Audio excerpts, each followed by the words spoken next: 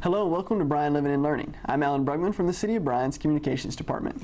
And I'm Sandy Ferris, the Communications Director for Bryan ISD. Today we'll learn about a motivational challenge issued to some of our middle school students recently. We'll check in with the Viking Tennis Wall of Honor that was recently unveiled. We'll talk about preschool programs, including our new Head Start program, and then finally we'll look at some activities of the Inquire Academy at Jane Long. Bryan Texas Utilities recently had two milestone events. One was their 100-year anniversary, and they also had a new generator dedication at the Dansby Power Plant. A Bryan Police K-9 had her retirement ceremony, and Green First Friday was celebrated in downtown Bryan. Before we get to all those stories, we want to tell you about a Bryan icon who was recently honored at a park dedication ceremony.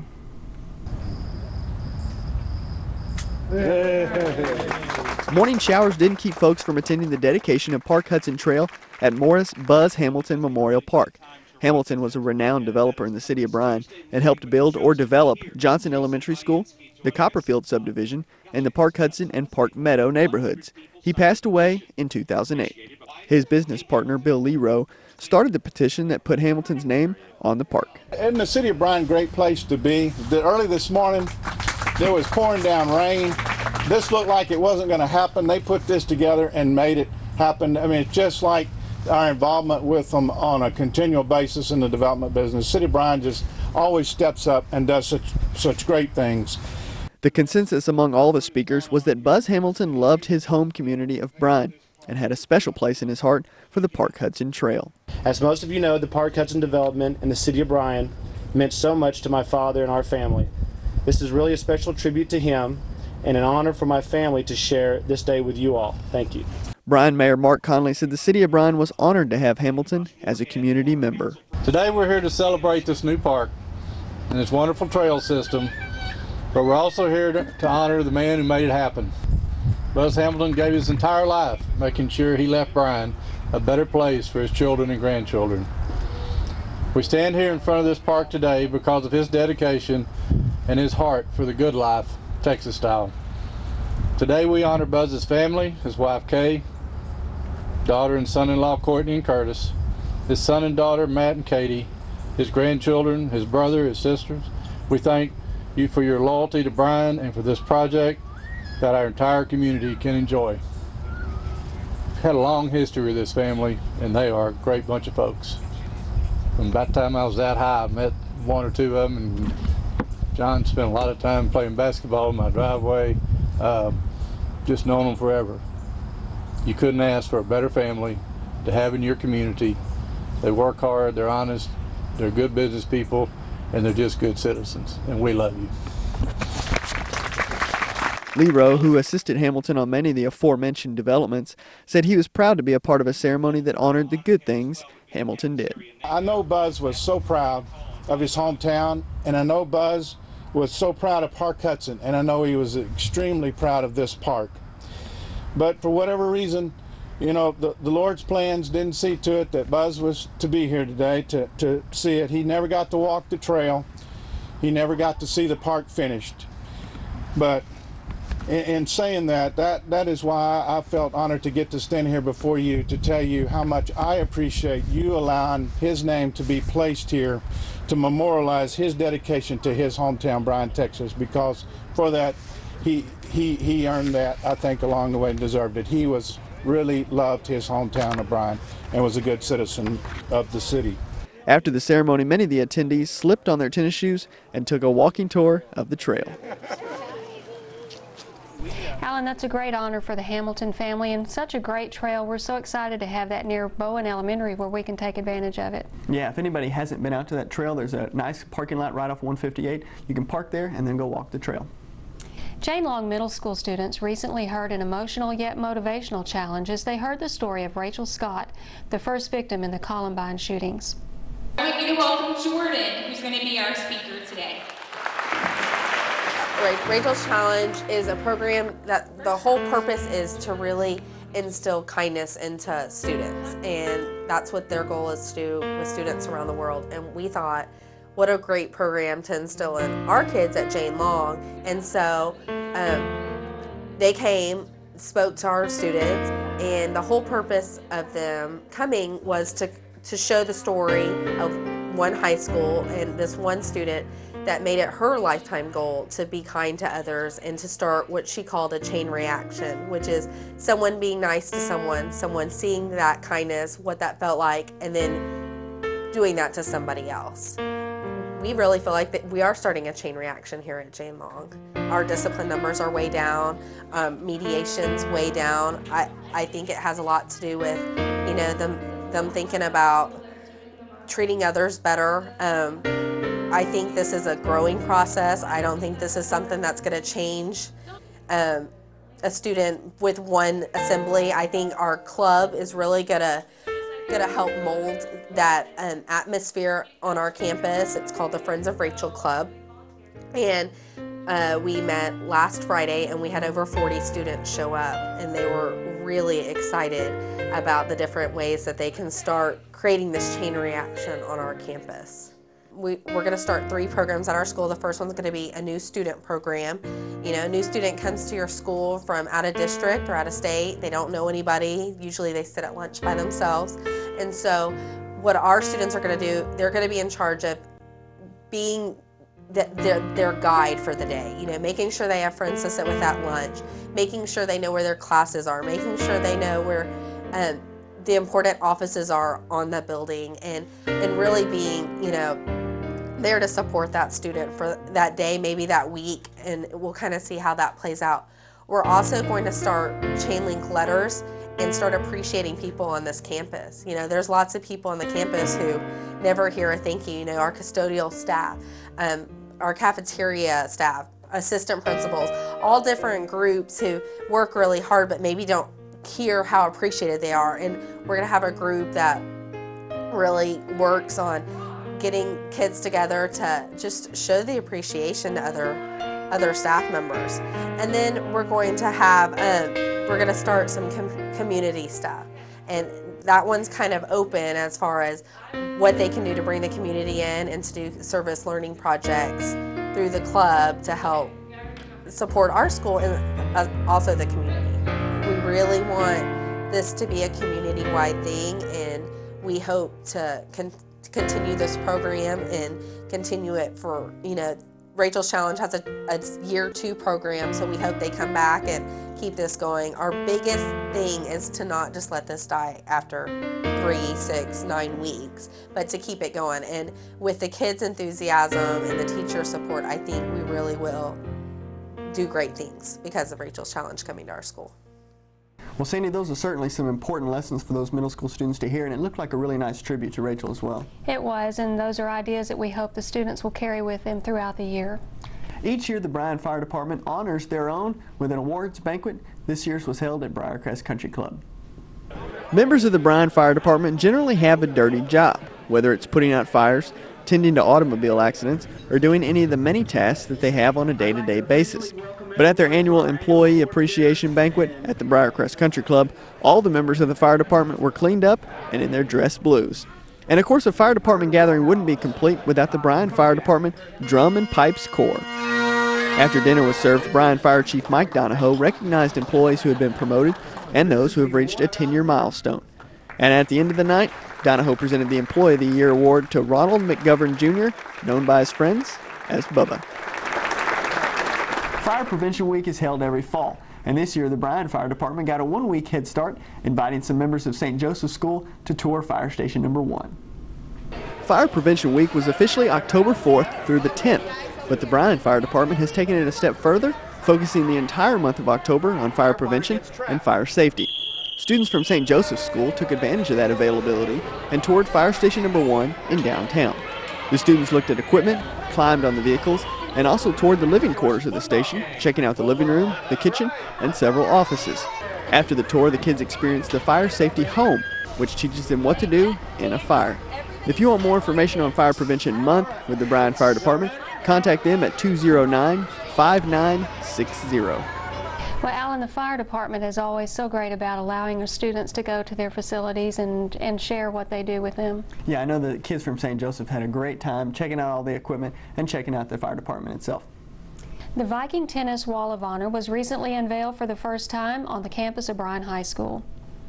This is Sarah Reverman. She played tennis for 4 years here at Bryan High.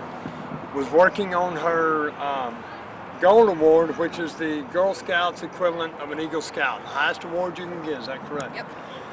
And she came to me, we got some other projects. I was in art, so I really wanted to give something to my school. Instead of the whole senior gift, I wanted to give something else, my own thing. And I figured, hey, I'm in tennis. Put it together, put the art together, and painted up the logo. My coach got all the past names from like 25 years back. We're calling this the Viking Tennis Wall of Honor. And if you've gone to any other places that have tennis matches, sometimes people hang them up on plywood boards and things like that. We're going to do ours on the wall. And there's plenty of room for future honorees and everything, so hopefully that'll be great. Well, Sandy, I know there's football accomplishments out at the field and there's banners hanging in the gym for basketball. It's neat that those past tennis players get some recognition for their accomplishments. It is, and we're glad that Sarah had that idea to come do that for us. Bryan, Texas Utilities is celebrating their 100th year as an electricity provider. They kicked off a month-long celebration with an exhibit they're calling Power to the People at the Brazos Valley Children's Museum. Bryan, Texas Utilities has gone by different names over the years, but the service they provided to Brazos Valley residents has stayed the same. And now they've been providing that service for 100 years. To celebrate the milestone, BTU hosted an exhibit at the Brazos Valley Children's Museum. They kicked off on October 1st. Bryan Mayor Mark Conley is happy he can claim BTU as Bryan's own. I think all of us kind of take for granted that flip that switch, power's going to come on, but I've just learned since I've been on city council and kind of go to hang out with these guys a little bit now, all the hard work that goes into actually getting that done 24 hours a day, 7 days a week. And we should feel lucky that we've got this group doing it for us, because most towns don't have the good rates we have and the good reliability we have, so we should be proud of that. The Power to the People exhibit at the Children's Museum featured materials from the Lyndon Baines Johnson Library in Austin. Visitors could look at a life-size display of how household tasks were completed before electricity, and that display was constructed by a Rudder High School shop class. From there, visitors could walk down the hall and follow a timeline of BTU's history, and then look at various pieces of electrical equipment on display in an upstairs room. Several aspects of the night that weren't on display but were very recognizable were all the BTU employees. And according to State Representative Fred Brown, that's what he notices when he thinks of BTU. Every time that you see a BTU employee out anywhere, they're always smiling. It's like they must show up at work every morning and drink some kind of special juice, and then they go out in the community and they always have their best foot forward. And anytime you call in, they're always happy. It amazes me, because it's very seldom you see that kind of customer service. Perhaps the highlight of the evening was a visit from Richard Mathias and his wife Mary Ellen, who travel around the country educating children and adults about the impact of Nikola Tesla on modern electricity. Tesla was an inventor in the early 1900s and invented the AC current. As part of Mathias' presentation, he engaged a 400,000 volt Tesla coil.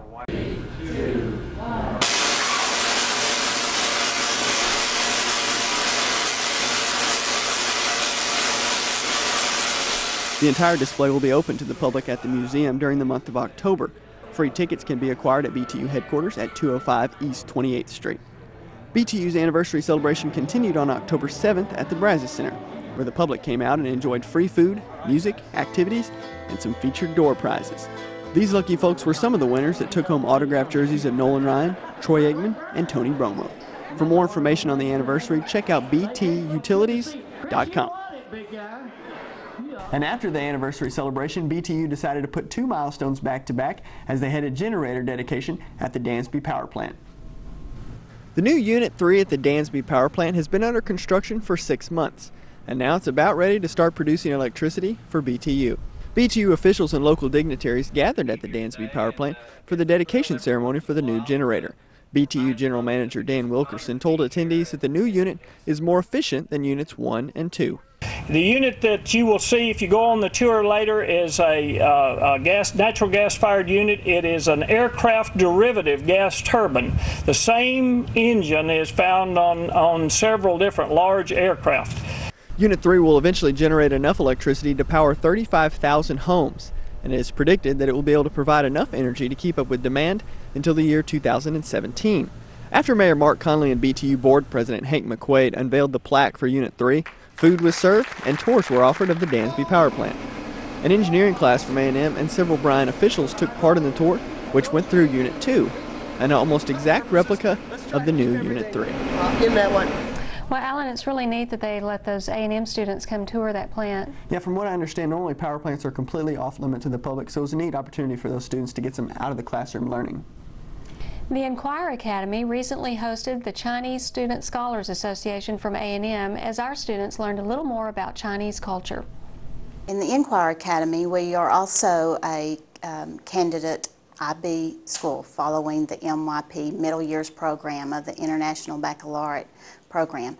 And part of that philosophy of teaching is the students are required to take a language B, or a foreign language. We had an opportunity to add Mandarin Chinese to our curriculum. And knowing that we do that, we are doing it through the association with Texas A&M and the Confucius Institute up at Texas A&M. And they contacted us that the Chinese Student Association up at Texas A&M was eager to come and share some of their culture with our students. And so we set up a day, and they have done a presentation on the Beijing Opera and the Painted Mask. They've done a presentation on the Spring Festival.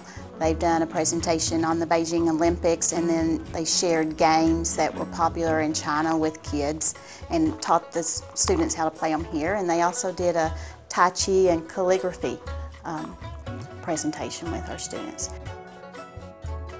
This is my first year in Inquirer, but I wanted to be in Inquirer because in regular school, most of the work you do is slow. But in Inquirer, you go a little bit faster because most of the Inquirer kids pick up faster, and so that helps them to where it keeps their brain going. Well, in the Inquirer Academy, you get to take higher grade courses and you get to advance through school faster, and once you get into high school, you get to take college classes. I chose to take Mandarin because I thought it would be more of help me learn more of a variety of different languages, because I took Spanish last year. I think Mandarin Chinese is a really important language. It's one of the top languages in the world, and it'd be really good if I knew how to speak it. Or you can change the left from your left hand to your right hand. This is the second year for the Inquirer Academy. We are a school within a school at Jane Long Middle School. We are the gifted and talented magnet middle school for Bryan ISD. We have 175 middle school students in our academy this year, 6th, 7th, and 8th graders. And we are seeing success every day with our students. We have grown this year, and the students come here and they just come and kind of pick up on the family feel pretty quickly with the size of our academy. They work together on projects and work with their teachers in the classrooms. Some of our students take accelerated classes, and we have compacted our math and our science curriculum so that they are able to take high school credit courses their 8th grade year while they're at the academy. Well, Sandy, to say the least, those definitely were some interesting presentations seen by those students. They were, and since we're offering Mandarin Chinese to the Inquirer Academy students this year, it was a great way for them to experience that culture as well. For 7.5 years, Officer Dean Swartzlander and his K-9 partner Rudy have been patrolling the streets of Bryan. That partnership recently came to an end as Rudy was retired from the Bryan Police Force. Bryan Police Chief Eric Buskey told a packed room that he had been to many retirement ceremonies that weren't nearly as well attended as the one that was held for Police K-9 Rudy. But it's not often that the department and the community get to honor an officer who patrols on 4 legs instead of 2. During their 7.5 years together, Rudy and Sergeant Dean Swartzlander compiled an impressive resume featuring awards, arrests, and seized narcotics. For Swartzlander, Rudy's retirement is a bittersweet moment. I was looking back through the stuff, putting together the statistics that we did, and just seeing the officers' names and all the things we did over the years. There's quite a bit of history there, and probably everybody in here at the officer level has been on something with me and him. So hopefully we did it right. and hopefully these are the new guys, new dogs, and hopefully I got them trained to take our place, and I appreciate everybody being here. Rudy and Swartzlander were responsible for removing nearly 2,000 grams of narcotics off the streets. They made 384 arrests and answered nearly 700 alarm calls. They also served as a two-man team when it came to performing community outreach, performing over 100 public demonstrations, many times for kids. Rudy will remain with Sergeant Swartzlander and his family, and Swartzlander will continue to serve as a K-9 supervisor for the Bryan Police Department. Each year, Bryan neighborhoods participate in National Night Out. They form block parties to meet their police officers, their neighbors, and hopefully reduce crime. This year, 25 Bryan neighborhoods signed up and hosted National Night Out parties. Members of the police were out in full force, as were elected officials from the city of Bryan. Police Chief Eric Buskey attended some of the parties, as did the department's K-9 units. National Night Out brought out many neighbors for food, fun, and interaction with our police department. Well, Alan, it looked like another great turnout this year. Yeah, Bryan communities really seem to come out on National Night Out. I know the police department want even more parties to register next year. Bryan preschool programs recently received a grant to implement the Head Start program in our district. We sat down with Mary Walraven, program director, to talk about what that means. Okay, in Bryan ISD, we don't think that pre-K, that in one size fits all. So we're now offering parents lots of different choices and opportunities. They can attend the Carver Early Childhood Center, where it's only pre-K students. They can go to their neighborhood campuses like Bonham Elementary or Crockett Elementary, Jones or Milam. They can go to full-day pre-K at Milam Elementary, or they can now go to our new West Side Head Start Center located at the Adult Learning Center on Palisoda, which is a Head Start facility in a Bryan ISD building. Head Start is a full-day program. It goes from 8:30 to 2:30 at 2 classrooms in the Adult Learning Center. It serves the same population that our other pre-Ks do, economically disadvantaged, English language learners, and those with special needs. But it's just a different administration, it's a different approach, it's very much just for pre-K kids. That's what Head Start does best and what they have done for many, many years. This is a great opportunity for Bryan ISD because it allows us to fulfill a dream of having a Head Start Bryan ISD collaboration, something that Dr. Katie Pruitt and Dr. Francis MacArthur and Mr. Cargill have wanted for many years. We've recently had a visitor from the National League of Cities, Sarah Kahn and Ronnie Jackson from the city of Bryan, come to tour our pre-K programs to see that we really do mean that one size does not fit all. They visited the Carver Early Childhood Center and then the West Side Head Start Center to see the difference between a pre-K center and a freestanding Head Start classroom. Pre-K in Bryan is a great opportunity for young children because it offers them an opportunity to learn about being away from mom or dad or grandma or aunts and uncles and learn in the real world, in the big world.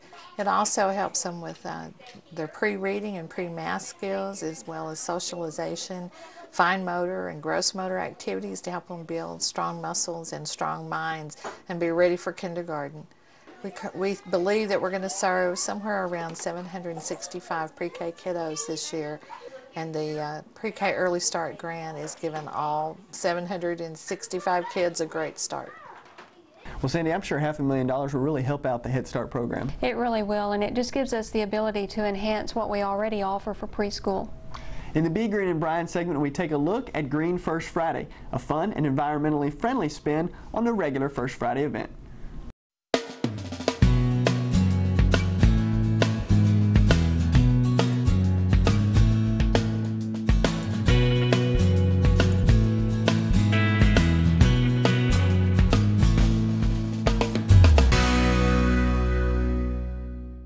First Friday consistently brings crowds of people to downtown Bryan, but October's celebration had a green glow to it. It was Green First Friday, and Bryan's environmental teams were out in full force with free goodies. We have a huge turnout. A lot of people are showing up to get their free recycle bin and their free water bottles, and just to learn about how to be green in Bryan and various opportunities and organizations available to them. There was an A&M bike club, Keep Brazos Beautiful, entertainment at the Palace Theater, and many other tables and booths with green information. We also have a farmers market going on where they can learn what local produce is available to them. They can purchase some. They can also stick around for a showing of Happy Feet. We're going to have our Buzz mascot, our environmental education mascot, out here doing some games with the kids. So there's lots of activities, a lot going on. If you missed out on all the free giveaways, don't fret. There will be recycling tubs at the Bryan Recycling Center on special days. Stay tuned to BryanTX.gov and the City of Bryan Facebook page for information on when those days will be. A year ago, Bryan Council member Ann Horton started Bank On It, an initiative designed to get every Bryan resident a bank account. The next step in that program was to get the local banks on board. The Bank On It initiative has moved quickly from an idea to an actual program, and now it's closer than ever to helping Bryan residents become banked. The most recent event called together bankers from across the area to educate them about how they can help with the Bank On It program. Mayor Mark Conley opened the program with some sobering stats about check cashing businesses that can prey on the unbanked. Without a bank account, the average person will spend 4 to 5% of their income at check cashers each year. An unbanked employee making $20,000 a year will spend somewhere between $800 and $1,000 a year simply cashing his or her check. In a lifetime, that same unbanked employee will spend more than $40,000 cashing checks. Councilmember Ann Horton first got the idea for Bank On It when she attended a National League of Cities event a year ago in Washington, D.C. She says when she first ran for council, she wasn't aware of the financial issues of Bryan residents. I ran on the usual platform. Expanding our sales tax base, improving our infrastructure, keeping taxes down, upgrading our aging areas. You know, the usual stuff. But nowhere in my platform did I include anything about our citizens, the needs that they have. Once she got to the NLC conference, it didn't take long until she was determined to help the financial standing of Bryan residents. What turned it around for me were the ideas and the strategies that could be used for these families if they just had a little nest egg to get started. We could help people out of their situations if only they had that little nest egg. If only they were educated as to what was out there for them. The next step for Bank On It will include committee meetings featuring the banking institutions to try to determine what accounts they can offer for the unbanked. Well, Alan, I hear congratulations are in order again for some awards. Yeah, we just got back from the 3CMA conference in Scottsdale, Arizona. We won 4 national awards, 2 of them for our Help Bryan program, 1 for last year's water calendar, and 1 for Buzz's Big Tour. That's all we have for you on this episode of Bryan Living and Learning. To watch the show again, you can log on to BryanTX.gov, YouTube.com/City of Bryan. You can also go to bryanisd.org, or you can use our newest communication tool, twitter.com/BryanISD or twitter.com/City of Bryan. And now you can watch on the go by subscribing to our podcasts. They're downloadable right to your iPod. For Bryan ISD, I'm Sandy Ferris. And I'm Alan Brugman for the City of Bryan. Thanks for watching.